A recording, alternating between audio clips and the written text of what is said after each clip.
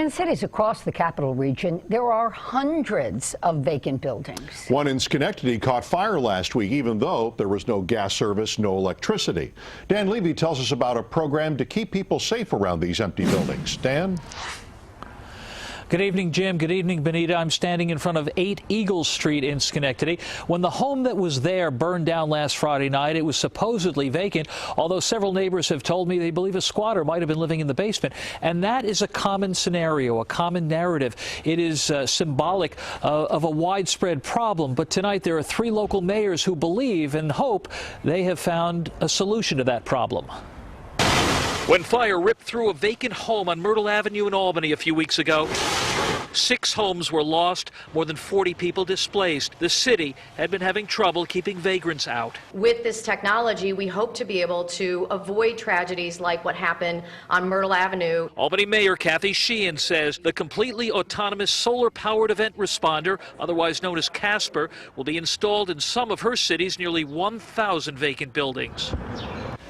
It's devastating when you see these groups of homes burn because there's one on the block or one in that row of houses that is empty and that is a magnet for trouble. Blighted properties have become magnets for trouble in communities across the country, including Schenectady, where more than 624 buildings have become inner-city eyesores. Vacant property drives up our cost, it ties up our resources. And in Troy, nearly 600 buildings are in some phase of deterioration. They represent dangers in our community. That's been a vexing problem for all of our community since the mortgage meltdown that commenced about 11 years ago. All 3 area mayors are now on board the Casper bandwagon, seen as a no-brainer by Schenectady's fire chief. Early intervention is the key here.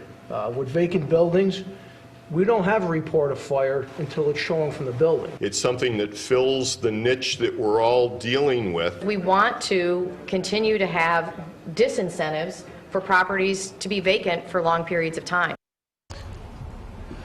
Each of those tiny Casper devices costs about $300. There's an additional monthly monitoring fee.